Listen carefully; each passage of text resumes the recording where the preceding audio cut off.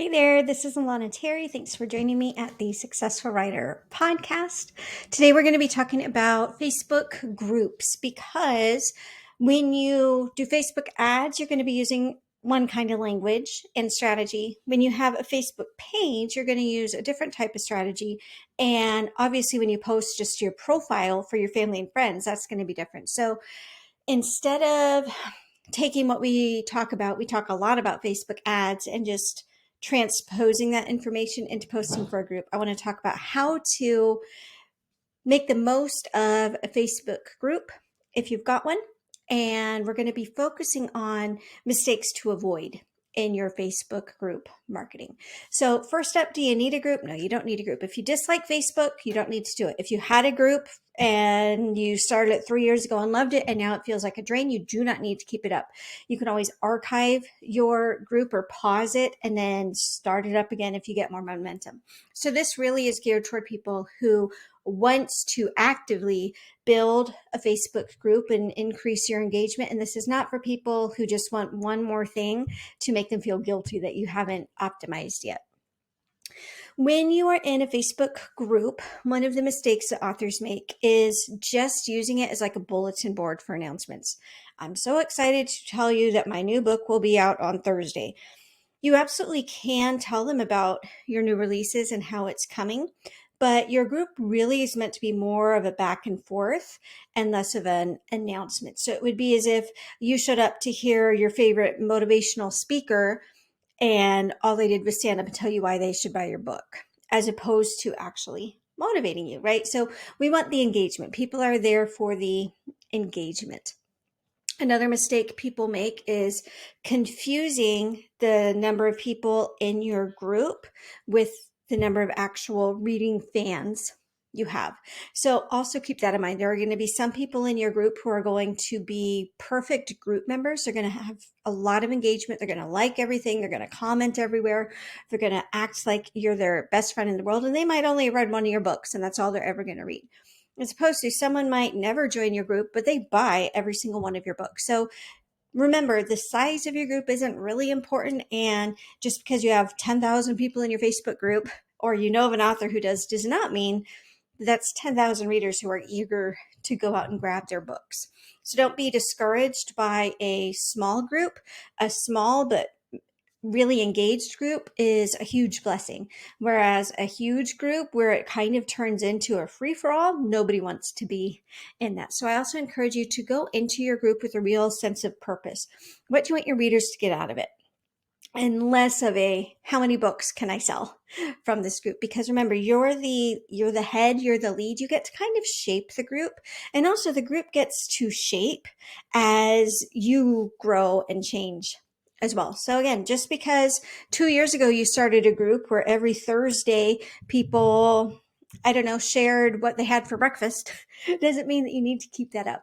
And if you've gotten a group that the personality of it has kind of gotten away from you, so maybe there's bickering, political tirades, things that just aren't really conducive. Lots of authors who are kind of spamming your group, asking people to buy their books if that's not the purpose of your group.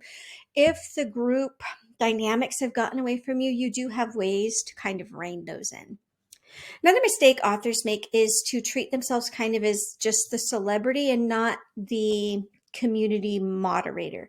So the difference would be the celebrity would just say, here's what I had for breakfast, right? Because they assume everybody in the world cares. Now, if you've got really low self-esteem, you need to remember people do care. You are the celebrity, but you also don't want it to be only about you, what you're doing, what you're reading. The real purpose of a Facebook group is for the engagement.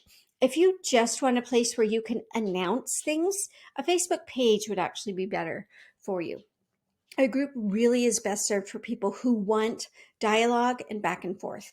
So the best kinds of posts are the ones that have a question, and it's an open-ended question that will lead to actual dialogue. So it wouldn't just be, do you like romance? Where the answer would be yes. Like if you're a romance author and somebody is in your group and you say, do you like romance? There's really nothing for them to do other than to say yes.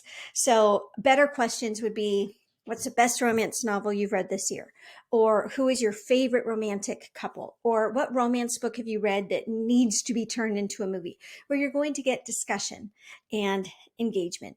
Also, don't assume that everybody has read your book. Some people are going to join your list because they know you. I'm sorry, join your group because they know you, or they're on your newsletter list. Maybe they even downloaded one of your free books.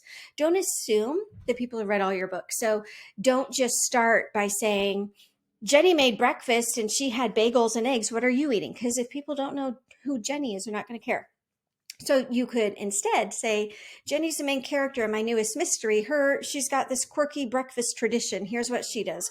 What's a quirky breakfast tradition that you like to do? As an example, right? So don't assume that everybody who's on or in your group is intimately familiar with your writing and your characters and things like that.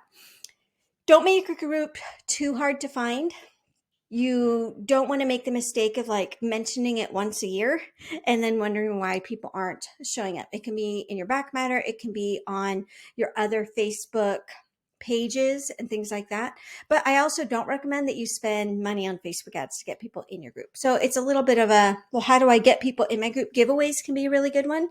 Getting people from your newsletter list into your Facebook community can be another nice way to have another different kind of engagement, because again, there's more back and forth when you're in a group. And then another mistake is to only invite like your writing friends, especially if they don't write in your genre. The two problems with that are writing friends who don't write in your genre might not really be able to contribute a ton. So for example, if you're in a romance book and romance group, and you ask your readers, what are you reading this weekend? And 90% of the people there mention books that aren't your genre, then people aren't going to really feel like this is a community for them. The other thing that can happen if you invite a lot of authors in your genre is it could, if you don't have kind of set rules, it can turn into something where it just becomes spammy.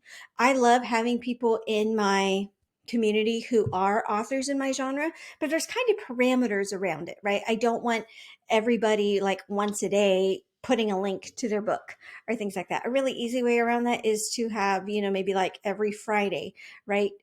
If you're an author in this genre, post your link here or things like that. So those are just some ideas and suggestions. Ways to make it easier to manage are setting up kind of recurring things. So maybe every Monday, you have a post that just goes out automatically that says, tell us what you read this weekend. Or on the first of the month, you say, hey, it's a new month. What was the best book you read in the last 30 days? Those kinds of things you can do a little bit automatically. You can also follow authors or groups for book lovers that post like fun memes or jokes that book readers love and things like that. Those can be fun things to share. So remember, the purpose is to create kind of a fun, close, engaged community, not quite so much to just sell the books. And it's really not about making you the celebrity. It's more about allowing you to be the moderator of a nice, engaged group. It's a good way to get your pulse on what readers in your genre do and don't like. One of my favorite questions to ask is, what's one of your biggest pet peeves about this specific genre? If you have a lot of readers in your group who do know your books, another great question is, what makes an Alana Terry novel different than other Christian fiction novels? And hearing what others have to say can really help you kind of pick your language when you're trying to reach more readers like that. So that's all I have to say right now about Facebook groups. Again, this is something for people who enjoy being on Facebook and want this engaged community. This is not for people who just need one more thing to feel guilty about not doing well. So I hope that was useful for everybody, and we'll talk to you soon.